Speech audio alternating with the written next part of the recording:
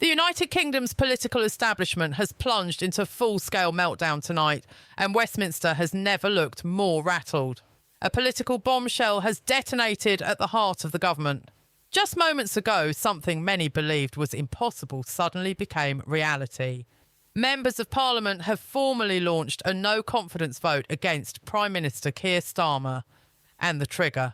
Not a scandal about expenses, not a minor rift over policy, but what multiple MPs are now calling a Brexit betrayal so massive, so deliberate and so treacherous that even Labour loyalists are turning on their own leader. The corridors of Westminster are shaking with whispers, backdoor plotting and frantic power brokering. Panic has spread through private offices and committee rooms where MPs are already calculating their survival. Starmer's authority, once marketed as steady, sensible and trustworthy, has begun slipping away faster than anyone inside Downing Street could have comprehended even 48 hours ago. Tonight, Britain is watching a Prime Minister fight for his political life. The question echoing through every newsroom and political WhatsApp group is simple. Did Starmer just destroy his own premiership with one secret decision? And a darker question looms behind it. Can he survive the worst political rebellion of his entire career? Within the next few hours, the fate of Keir Starmer, the stability of the Labour government and the future direction of British democracy will be decided. This is the story of how one covert manoeuvre ignited a nationwide revolt. Inside number 10 Downing Street, the atmosphere has reached boiling point. One senior aide described scenes of pure chaos, Starmer pacing the corridors, raising his voice, his face bright red with fury, as reports filtered through that Labour MPs were preparing to publicly disown him. This isn't a mild disagreement. This isn't factional turbulence. This is an insurrection, an organised uprising inside his own party. The source of the rage? A set of leaked documents allegedly detailing 6 months of private negotiations between Starmer's team and senior EU figures. Discussions designed to reverse the very core of Brexit. The return of regulatory alignment, the reopening of free movement channels, exploratory pathways for re-entering parts of the single market financial contributions in exchange for favourable trade. In other words, the very structures that Britain voted to leave in 2016 were quietly being restitched behind closed doors. Labour MPs representing Brexit constituencies, towns across the Midlands and the North, have reacted with disbelief. These are regions that switched to the Conservatives in 2019 because voters were sick of Westminster's evasions over Brexit. Starmer promised those working-class heartlands that Labour had changed. He vowed to respect their vote. He pledged transparency. But according to these documents, he was engineering a backdoor reversal of Brexit without consulting Parliament, his cabinet, or the public. The sense of betrayal inside Labour is volcanic. Economically, the UK is stumbling, public confidence is strained, waiting lists are growing, inflation has rattled households, political trust was already fragile. And now Starmer, who campaigned on unity and democratic respect, has triggered an identity crisis inside his own movement. Late this afternoon, a coalition of senior Labour MPs, secretly backed by several in opposition, submitted the no-confidence motion to the Speaker. Parliamentary protocol dictates that the vote must take place within a fixed time window. And if Starmer loses, the consequences are terminal. He will be forced from Downing Street. He will lose his leadership of Labour and his entire political legacy evaporates overnight. Inside Conservative headquarters, champagne isn't being poured, but the smirks are unmistakable. This is the moment they've been waiting for. Every warning they issued, every claim that Labour would undermine Brexit has been handed to them on a silver platter. Inside Westminster's committee rooms, rival factions are already forming succession strategies. The knives are out. While Labour cannibalises itself, opposition parties are merciless. Conservatives have already released a brutal montage of Starmer promising to uphold Brexit, spliced against leaked excerpts. The video has gone viral. Reform UK is mobilising demonstrations outside Parliament, calling this the greatest democratic betrayal in modern British history. Their leader is invoking slogans usually reserved for political revolutions. The Liberal Democrats, normally pro-EU, are condemning Starmer not on policy, but on secrecy and dishonesty. The SNP is using this chaos to hammer the case for Scottish independence, claiming Westminster cannot provide stability or transparency. Every adversary has found a pressure point, and every one of them is exploiting it. The media has joined the assault. Newspapers that usually protect Labour are abandoning neutrality. Editorials are demanding answers. Headline writers smell blood. Television networks are running rolling news breakdowns with analysts warning that Starmer's position may already be unsalvageable. Veteran political journalists are openly admitting they have never seen a stable majority government unravel at this speed, and the story is still accelerating. Senior reporters claim that additional leaks may land within days, potentially expanding the scandal.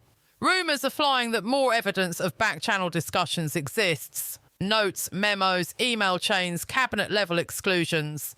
Westminster is bracing for a second eruption. Constitutional experts are now sketching extreme outcomes on live TV.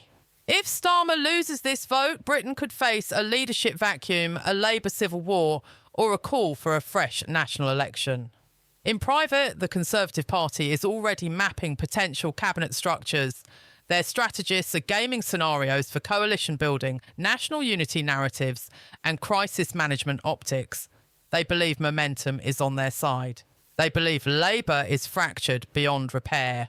Meanwhile, Labour's internal conflict is sharpening. Shadow cabinet contenders, deputy hopefuls and long-time critics are testing the waters for a leadership challenge.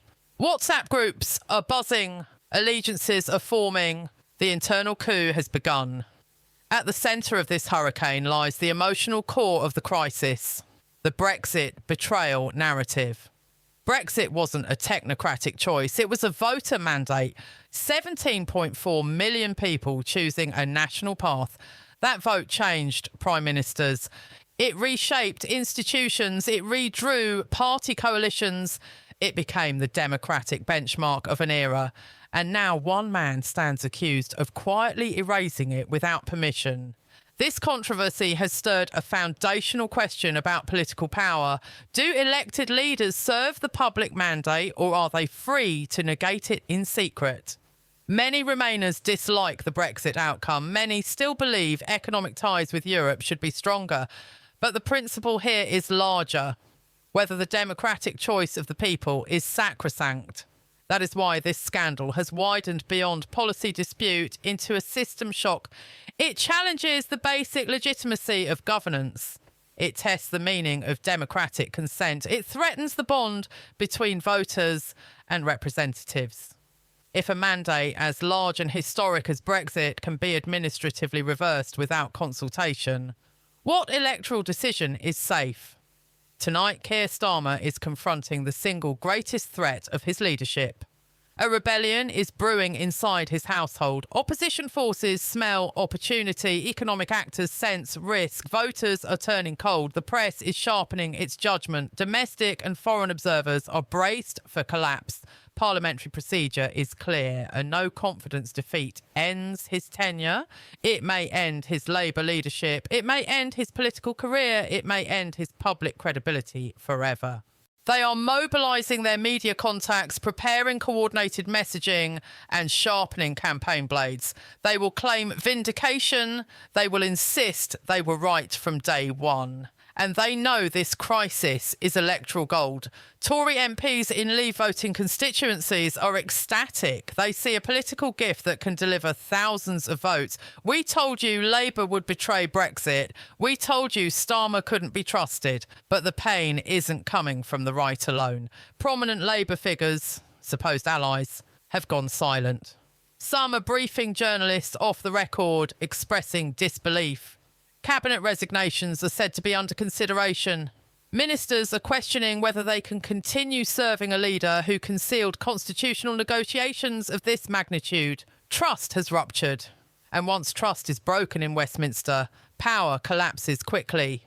Starmer's chief of staff, according to insiders, has been ringing MPs non-stop, pleading, negotiating, offering meetings, promising explanations. But the fury is too advanced. The breach is too deep.